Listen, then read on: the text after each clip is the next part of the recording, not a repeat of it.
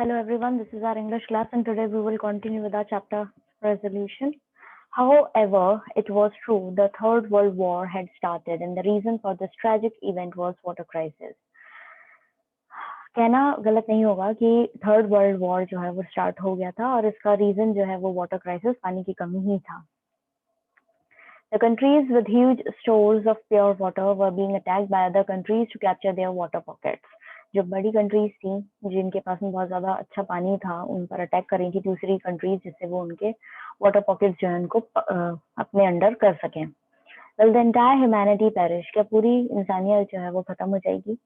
He woke up trembling and then realized that it was just a dream. वो उठता है यानी अन्ना उठता है और फिर उसको रियलाइजेशन होता है यानी उसको एहसास होता है कि वो सिर्फ एक सपना था. वो अपने सपने में ही थर्ड वर्ल्ड वॉर देख रहा था और वो ये देख रहा था कि थर्ड वर्ल्ड वॉर जो हो रहा है वो पानी के ऊपर हो रहा है. He thought that his dreadful nightmare could turn into a reality if no steps were taken for the proper management of water. उसको विचार आया कि इस तरह का जो ये नाइटमेयर एक बुरा सपना आया है ये वाकई में रियलिटी बन सकता है अगर कोई सही कदम नहीं उठाए गए प्रॉपर पानी को मैनेज करने के लिए. He was now firmly determined to impart training to the youth of the village on water management techniques. अब वो पूरी तरीके से डिटरमाइंड यानी उसने ठान लिया था कि अब वो जितने भी जवान बच्चे हैं विलेज के उनको वाटर मैनेजमेंट टेक्निक सिखाएगा. Who in turn would train the entire village. जो बदले में पूरे विलेज को सिखाएंगे ये चीजें. It was 3 o'clock. उस समय 3 बज रहे थे. The temple prayers were over. जो टेम्पल की प्रेयर्स थी वो खत्म हो गई थी. All the villagers were returning with a solemn expression on their faces. सारे विलेजर्स जो हैं वो वापस लौट रहे थे. उनके चेहरे पर एक शांति का भाव था. Women were holding the drowsy children in their arms. और women जो थी वो अपने आधे सोए हुए बच्चों को पकड़ के आ रही थी हाथों में. The young village boys, great pals of Anna, were very keen to meet him. जो जवान बच्चे थे, जवान लड़के थे विलेज के और जो अच्छे दोस्त थे अन्ना के वो उससे मिलने के लिए बहुत उत्सुक थे. Within no time they reached his house और थोड़े ही समय में वो उसके घर पहुंच गए. Warm hugs were exchanged. आपस में सब गले मिले. Anna narrated his terrible dream to them. Then they realized that only puja part will not solve this grave water problem. अन्ना ने अपने नाइटमेयर के बारे में उन लोगों को अच्छे से बताया और उनको एहसास दिलाया कि सिर्फ पूजा पाठ करने से ये प्रॉब्लम जो है पानी की ये सॉल्व नहीं होगी. They discussed the importance of trees and conserving water. उन्होंने डिस्कस करा कि पानी को कैसे मतलब ट्रीज की वजह से कैसे हम पानी को कंजर्व कर सकते हैं. In the forest, water seeps gently into the ground as vegetation breaks the fall. जंगलों के अंदर पानी धीरे धीरे रिसता है ग्राउंड के अंदर जब फॉल आता है, मौसम बदलता है. This groundwater in turn feeds wells, lakes and rivers. और यही जो धरती के अंदर पानी जाता है यही भरता है वेल, कुओं, लेक्स और रिवर्स को. Protecting forest means protecting water catchments. अगर हम फॉरेस्ट को प्रोटेक्ट कर रहे हैं तो हम वाटर कैचमेंट एरिया को प्रोटेक्ट कर सकते हैं. They resolve that they will motivate everyone to plant and take care of at least one tree and prevent the indiscriminate cutting of trees. और उन्होंने ये रेजोल्यूशन लिया एक तरीके से एक दूसरे को मोटिवेट किया प्रोत्साहित करा कि अब प्लांट्स की रक्षा करनी है और एक ट्री की रक्षा करनी है हर एक व्यक्ति को और कटिंग ऑफ ट्रीज जो है वो पूरी तरह से मना कर देना है.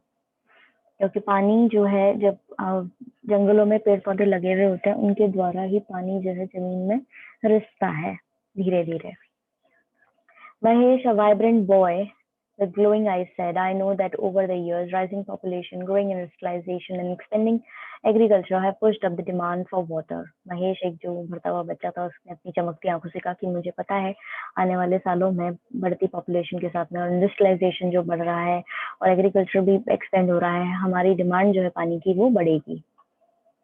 He further said that the people should develop a habit of saving water in their day-to-day lives because every drop matters. उसने आगे बोला कि लोगों को अपनी रोजमर्रा की जिंदगी में पानी की कीमत को समझना चाहिए और एक एक बूंद जो है वो मैटर करती है तो पानी सेव करना चाहिए.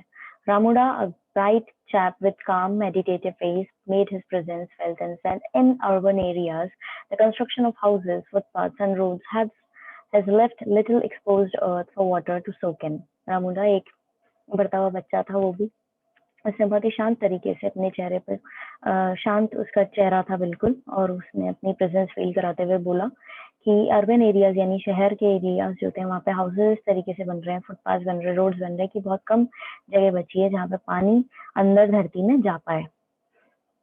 In parts of the rural areas of India, flood water quickly flows to the rivers, which then dry up soon after the rain stop. और जो इंडिया के रूरल एरियाज है यानी विलेज एरियाज जो है वहाँ पे फटाफट से जो बाढ़ का पानी होता है वो रिवर्स में बह जाता है और फिर जल्दी जल्दी वो जब बारिश रुकती है तो वो सूख जाता है. If this water can be held back, it can seep into the ground and recharge the groundwater supply. अगर इस पानी को रोक लिया जाए तो ये वापस से ग्राउंड वाटर को रिचार्ज कर देगा. Mahesh looked at Anna with questioning eyes. भैया, I have heard of rainwater harvesting. What is it? Mahesh अन्ना की तरफ questioning eyes से इनकी question जवाब पूछते हुए आंखों से उसकी तरफ देखता है और बोलता है भैया मैंने रेन वाटर हार्वेस्टिंग के बारे में सुना है, ये क्या है? Rainwater harvesting essentially means collecting rainwater on the roofs of the buildings and storing it underground for later use. Rainwater का मतलब समझाया वन्ना ने उसको महेश को कि कैसे बारिश का पानी इकट्ठा किया जाता है घरों की छतों पर और फिर उसको स्टोर किया जाता है बाद में अंडरग्राउंड बाद के यूज के लिए. Not only does this recharging stop groundwater depletion, it also raises the declining water level and can help increase water supply. अब ये सिर्फ जो है सिर्फ ग्राउंड वाटर ही रिचार्ज नहीं होता बल्कि इसका पानी का स्तर भी जो है वो बढ़ जाता है और इससे हमें पानी की सप्लाई भी अच्छी मिलती है.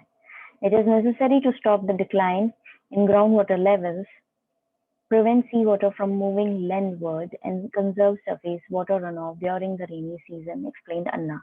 ये जरूरी है कि ग्राउंड वाटर लेवल जो है वो कम नहीं हुए और सी वाटर जो है उसमें भी ज्यादा पानी नहीं जाए, ठीक है, वो मूव नहीं करे लैंड पर, जो सी का पानी है समुद्र का पानी, और कंजर्व करें हम जो पानी इधर हमारा बारिश का पानी इधर उधर फैलता है उसको हम अगर सहेज के रखें तो ये हमारे लिए बहुत फायदेमंद होगा. तो यहाँ पे अन्ना ने एक्सप्लेन कर दिया उसको किस तरीके से वाटर कंजर्वेशन किया जा सकता है घरों की छतों पर और बाकी जगहों पर और कैसे ये हमारे आगे जाकर के काम आएगा. So that's all for today, students. Have a nice day ahead. God bless you all and please go through the glossary part before starting this chapter. Thank you.